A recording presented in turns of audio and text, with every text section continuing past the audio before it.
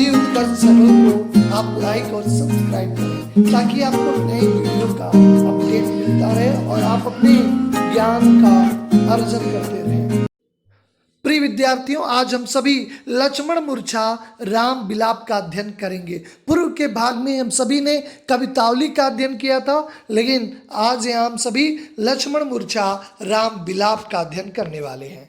यहाँ पे प्रसंग उस समय का है कि जब लक्ष्मण को शक्ति बाण लग गया है, राम काफ़ी विचलित है और संजीवनी बूटी लाने का दायित्व हनुमान जी को दिया जाता है। हनुमान जी का भी एक भ्रम था जो इसी बीच दूर हो गया। कैसा भ्रम था कि उन्हें जब भी कोई बड़ा काम करते थे तो हमेशा उन्हें राम जी आशीर्वाद में कहते थे, भरत सम बाहु बल होए, यानी भरत के समान हमेशा बल हो। तो हनुमान के मन में भी भ्रम था कि काम मैं बेहतर करता हूं और हमेशा श्रेय जिन्होंने इनको वन भेजा उनको जाता है। तो पर्वत लेकर आ रहे थे बूटी के सहित और भरत को लगा कि कोई दैत्य अयोध्या पे पर्वत पहाड़ फेंकने आ रहा है। वो पूजा कर रहे थे, कुश का एक बाण बनाया और उन चला दिया। हनुमान को लगा, हनुमान राम राम करके नीचे गिर पड़े। उन्हें लगा तो भैया का कोई दूत, कोई व्यक्ति है। और काफ़ी जब हनुमान मूर्छा से जगे, जब परिचय प्राप्त हुआ कि यही भरत भैया है, तो उन्हें एहसास हो गया था कि भरत का बाहुबल क्या था। अब यहीं से प्रसंग शुरू होता है। तब हनुमान जी भरत से मिलते हैं। तो प्रताप उर राखी प्रभु जौ नाथ तुरंत। तब उन्होंने प्रभु के जो है प्रताप को अपने हृदय में रखा। जो प्रभु का प्रताप है, बल है। जाओ नाथ तुरंत, कहते हैं नाथ अब मुझे यहाँ से तुरंत चलना चाहिए। मैं आपका प्रताप, आपके बल को हृदय में धारण कर लिया हूँ। अस कही ऐसा कहकर, आयस का अर्थ होता आज्ञा। उनकी भरत की आज्ञा पाकर पाई पद बंद, भरत के पैरों की वंदना करके हनुमान जी वहाँ से चलते हैं। भरत बाहु बल, भरत के बाहु को, बल को, शील को, गुण को, उनके गुण को और प्रभु के प्रति अपार प्रीति। जैसे भ्रम था कि हो सकता है इनका हाथ हो राम को वन भेजने में, लेकिन जब हनुमान से राम का जो है, जब हनुमान से भरत का यहाँ पे संवाद होता है तो उन्हें पता चल जाता है कि प्रभु के प्रति, मर्यादा पुरुषोत्तम राम के प्रति कितना अपार भरत के मन में प्रेम है। मनहु मन जात सराहत, पुनि पुनि पवन कुमार, मन ही मन भरत के बाहु बल शील गुण और प्रभु के प्रति अपार प्रीति की मन ही मन सराहना। सराहत मतलब प्रशंसा, मन ही मन प्रशंसा करते करते, कब कब पुनि पुनि का अर्थ होता है बार बार प्रशंसा करते हुए हनुमान जी अयोध्या से वो पर्वत और बूटी को लेकर चलते हैं। लेकिन लंका की भूमि पर, लंका की जो युद्ध भूमि थी, वहाँ पे क्या दशा थी, राम की क्या दशा थी। गोस्वामी तुलसीदास जी कहते हैं, वहाँ राम लक्ष्मण निहारी, बोले बचन मनुज अनुसारी। वहाँ पे राम लक्ष्मण को निहारते हैं। आज भैया लक्ष्मण को देख रहते हैं। आज मर्यादा पुरुषोत्तम राम आज देवता के समान नहीं है, बल्कि एक मनुष्य के आचरण के समान। जैसे एक भाई के बिना एक भाई की क्या दशा होती है, बिल्कुल उसी दशा को व्यक्त करते हुए मनुष्य के अनुसार उनका आज सारा व्यवहार आज एक देवता के समान नहीं, मनुष्य के समान है। और उसी अनुसार बोलते हैं। क्या बोलते हैं, अर्ध रात गए कप नहीं आयो, राम उठाई अनुज उर लायो। क्योंकि उस बाण का एक शर्त था कि सूर्योदय होते होते ये जो मूर्छा है वो मृत्यु में परिवर्तित हो जाएगी। राम का चिंतित होना स्वाभाविक है। कहते हैं कि अर्ध रात गई, आधी रात बीत चुकी है, अभी हनुमान नहीं आए। ये विचार करते हुए राम अपने अनुज को, अपने छोटे भाई को हृदय से, उर का अर्थ होता है हृदय पे लगा लेते हैं। आगे कहते हैं, सकौन दुखित देख मोहि काहू, ए मेरे भाई तुम मुझे कभी भी दुखी नहीं देख सकते थे। सकौन दुखित देख मोहि काहू, बंधु सदा तब मृदुल स्वभाव। ए मेरे भाई तुम्हारा मेरे प्रति हमेशा मधुर कोमल व्यवहार रहा है, तुम मुझे कभी दुखी नहीं देख सकते थे। मम हित लागी, कितना बड़ा त्याग, त्याग व्यक्ति को कितना महान बनाता है। कोई सीखना है तो लक्ष्मण से सीखे, कितना बड़ा त्याग उन्होंने किया। कहते हैं मम हित लागी तजहु पितु माता, मेरे हित के लिए तुमने अपने माता पिता को छोड़ दिया। सहु विपिन, विपिन का अर्थ होता है जंगल, हिम का अर्थ होता है ठंडी, आतप का अर्थ होता है गर्मी और बाता का अर्थ होता है वायु। कहते हैं तुम मेरे हित के लिए अपने माता पिता का परित्याग कर दिया और जंगल में आकर तुम विभिन्न प्रकार के कष्ट, जिसमें है ठंडी गर्मी और विविध प्रकार के वायुओं के वेग को तुम सहते हो। किसके लिए? मम हित लागी, मेरे हित के लिए। इसमें तुम्हारा कोई हित नहीं था। लेकिन मेरे भाई, सो अनुराग, अनुराग का अर्थ होता है प्रेम, लेकिन वो प्रेम जो इतना परिलक्षित होता था, जो मेरे प्रति इतना दिखाई देता था, वो प्रेम अब कहाँ गया भाई? उठाऊं सुनाऊं मम बच विकलाय, मेरे विचलित हुए, आज मैं विचलन की स्थिति में हूँ। मेरे इस विचलित वचनों को सुनकर ए मेरे भाई तुम उठ क्यों नहीं जाते? जो जनतहु बन बंधु बिचोहू, पितु वचन मन तो नहीं हुई। आज राम एक विपरीत बात करते हैं। जिन वचनों के लिए रघुकुल को जाना जाता है, जिन वचनों की रक्षा के लिए दशरथ ने अपने प्राण त्याग दिए, लेकिन आज लक्ष्मण राम एक विपरीत बात कह देते हैं। क्या? कि जो जनता हूं, अगर जो मैं जानता, क्या मैं जानता, जो जनता हूं बन बंधु बिछोहू, कि अगर मुझे थोड़ा भी ज्ञात होता कि मेरा भाई वन में आने से मुझसे अलग हो जाएगा, बिछो हो जाएगा, मेरा भाई मुझसे जुदा हो जाएगा, पितु वचन मन तो नहीं ओहू, मैं अपने पिता की वचनों को नहीं मानता। कितनी विपरीत आज इस परिस्थितियों में ये बात कर रहे हैं, जबकि उनके कुल के लिए बात प्रसिद्ध है कि रघुकुल रीत सदा चली आई, प्राण जाई पर वचन न जाई। लेकिन आज विपरीत बातों को यहाँ पे कहते हैं कि संसार में कुछ चीजें हैं जो बार बार मिल सकती हैं। कौन सी चीजें हैं? सुत का अर्थ होता है पुत्र, वित्त का अर्थ होता है धन, नारी का भाव यहाँ पत्नी का है, भवन का अर्थ है घर से परिवार, होई जाए जग 12 ही 12। ये सब सांसारिक वस्तुएं हैं और संसार में बार बार मिल सकती हैं। लेकिन अस विचार जीव जागह ताता, ऐसा विचार करके मेरे भाई क्यों तुम सोए हो? क्यों? क्योंकि ये सांसारिक चीजें हैं जो बार बार मिल सकती हैं, लेकिन मिला ही न जगत सहोदर भ्राता। लेकिन इस सहोदर भ्राता को इस संसार में पाना काफी मुश्किल है, कठिन है, क्योंकि मिलते ही नहीं। असंभव सा प्रतीत है कि सहोदर भ्राता इस संसार में दुर्लभ है। बाकी चीजें सुत वित्त नारी भवन और परिवार, ये सब चीजें तो बार बार हो सकती हैं। एक पुत्र है, दूसरा पुत्र भी हो सकता है। एक पत्नी चली गई, मृत्यु हो गई, हो सकता है दूसरा विवाह हो जाए। एक घर है, कई घर हो सकते हैं, लेकिन सहोदर भाई का इस संसार में मिलना बड़ा कठिन है। कहते हैं मेरी दशा क्या है? मेरी दशा क्या है उसके बारे में कहते हैं कि जथा पंथ बिनु खग, जैसे बिना पंख के खग होता है, पक्षी होता है। एक पक्षी के अगर पंख नहीं है तो उसका जीवन कितना निरीह होता है। राम आज उस जीवन की तुलना अपने जीवन से करते हैं। कहते हैं जथा पंख बिनु खग अत दीना, जैसे बिना पंख के खग पक्षी की दशा दीन हो जाती है। मन बिनु फनी, बिना मणि के सांप की दशा हो जाती है। करबर करहीना, बिना सूंड के सांप की, बिना सूंड के हाथी की दशा हो जाती है। अस मम जीवन बंधु बिन तो ही, ऐसा ही मेरा जीवन हे मेरे भाई तुम्हारे बिना हो गया है। कितनी इस उदाहरण ऐसे देते हैं। निश्चित तौर पे इन सभी लोगों का जीवन इस वस्तुओं के बिना बिल्कुल दीनहीन हो जाता है। कोई पक्षी देखिए, पक्षी की उड़ान आसमान में होती है, स्वच्छंद आकाश में उड़ता है, वह स्वतंत्रता का अनुभव करता है, अन्य प्राणियों से अपने को अलग मानता है, विचरण करता है, कितना आनंद प्राप्त करता है। लेकिन पंख के अभाव में उसका जीवन कैसा होता होगा? जैसे मणि के बिना सांप की शोभा नहीं, सूंड के बिना हाथी कैसे दीनहीन हो जाता है। कहते हैं मेरे भाई वैसा ही मेरा जीवन भी अति दीनहीन हो गया है। अगर जो को भी ये जड़ देव जीवावहि मोहि, ये जड़, ये संसार के जड़ चेतन से कहते हैं कि कोई उपाय करके मेरे भाई को जिंदा करने का प्रयास करें। फिर कहते हैं कि कौन से मुख से लेकर मैं कैसे सामना करूंगा अयोध्या के नर नारी, अयोध्या के मेरी अपनी माताओं से कैसे सामना करूंगा। कहते हैं कि जाओ अवध कवन मुहलाई, कौन सा मुख लेकर मैं अयोध्या जाऊंगा, नारी हेत प्रिय भाई का गवाऊं।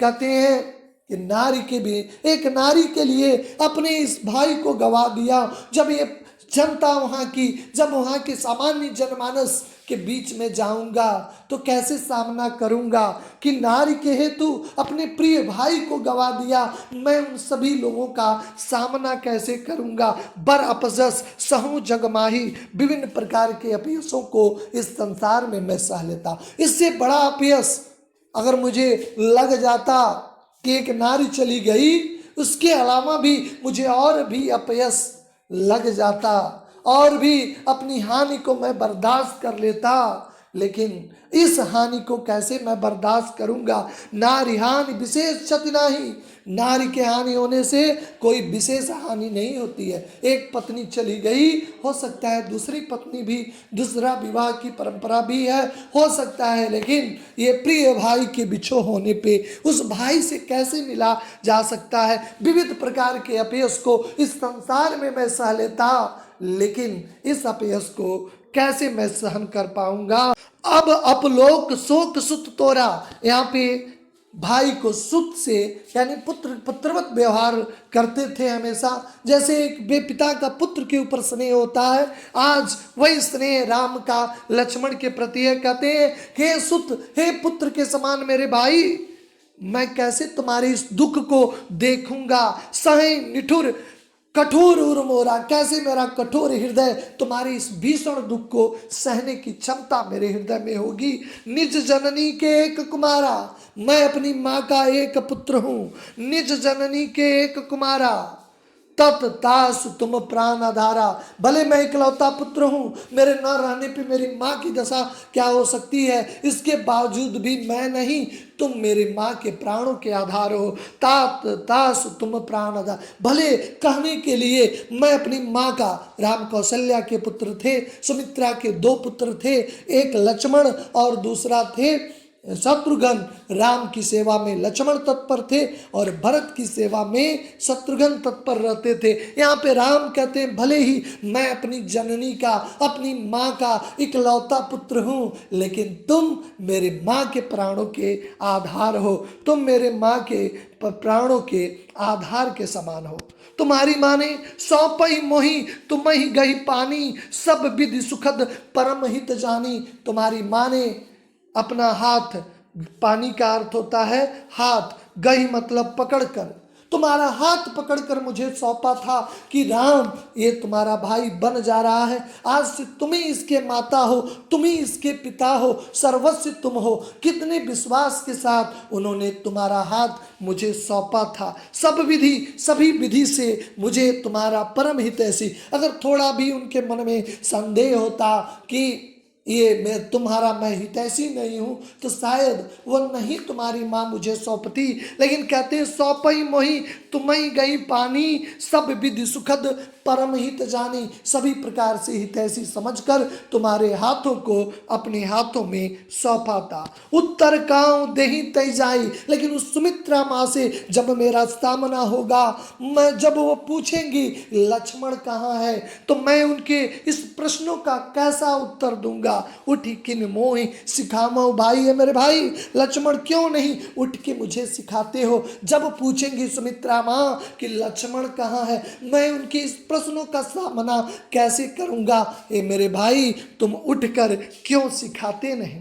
बहुविधि सोचत सोच विमोचन, विमोचन मतलब मुक्त करने वाले, लोगों को सोच से लोगों की चिंता दूर करने वाले, पर मर्यादा पुरुषोत्तम राम आज खुद बहुत विधि से इस प्रश्नों पे विचार करते हैं। उनकी राजीव दल लोचन, जो कमल, राजीव किसका पर्यायवाची है, कमल रूपी पंखुड़ियों के समान, कमल के पंखुड़ियों के समान उनके आज नेत्रों में सलील भरा है, आज आंसू भरे हैं।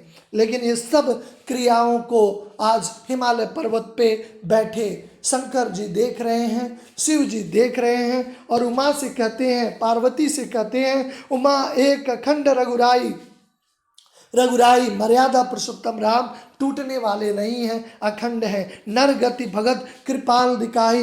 ए नर की क्या गति होती है, एक मनुष्य की अपने सहोदर भाई के प्रति क्या उत्तरदायित्व है, कैसी जिम्मेदारियां हैं, क्या प्रेम है। आज इस गति को सभी को दिखाना चाहते हैं, अपने भक्तों को दिखाना चाहते हैं। राम जो है अखंड है, कभी भी इस परिस्थितियों से टूटने वाले नहीं हैं, लेकिन वह अपने भक्तों को दिखा रहे हैं कि एक मनुष्य का अपने भाई के प्रति क्या क्या संवेदना होनी चाहिए, वह व्यक्त कर रहे हैं। प्रभु प्रलाप सुनी कान विकल भय बानर नीकर। जितने भी बानर भालू थे अपने अगुआ, अपने जो है लीडर को, अपने अगुआ को, यानी सबका नेतृत्व राम कर रहे थे।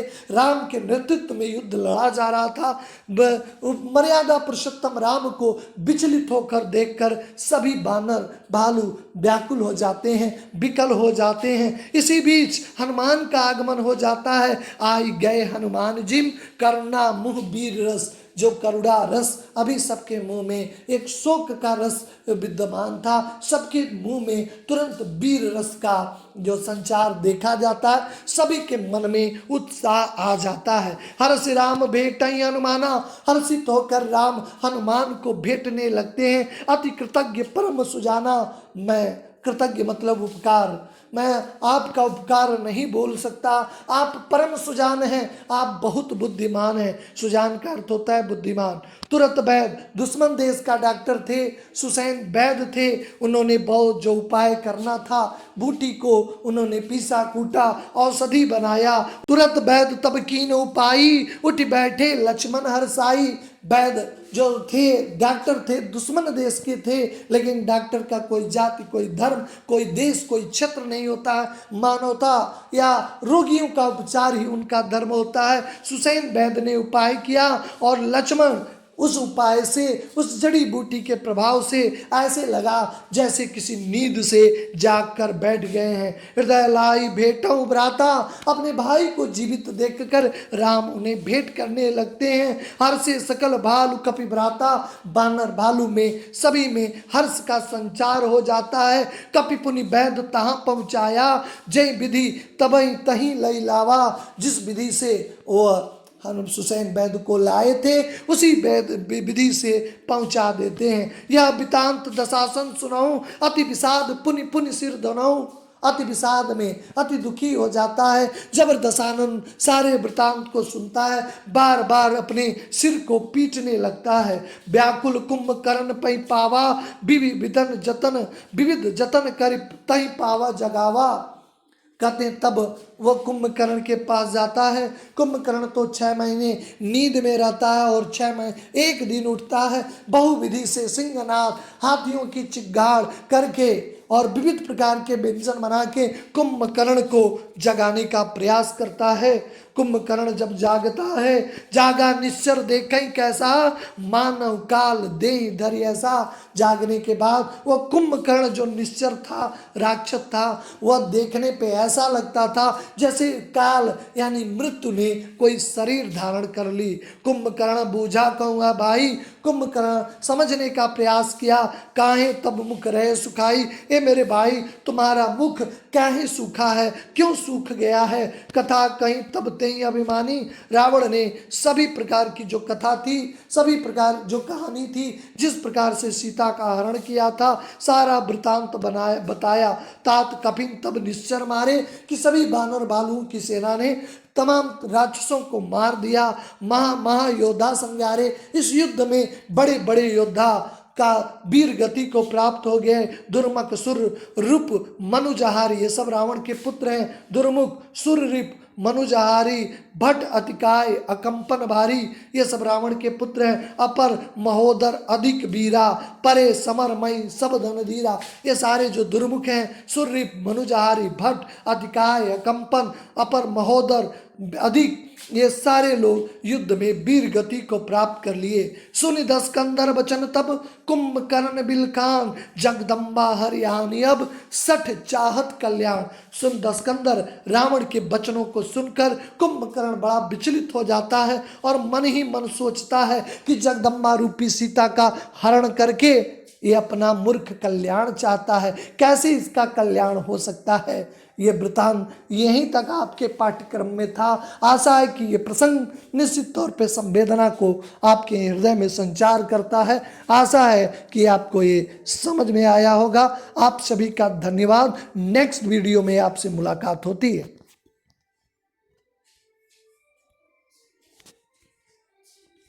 हिंदी उत्कर्ष चैनल को आप लाइक और सब्सक्राइब करें ताकि आपको नई वीडियो का अपडेट मिलता रहे और आप अपने ज्ञान का अर्जन करते रहें।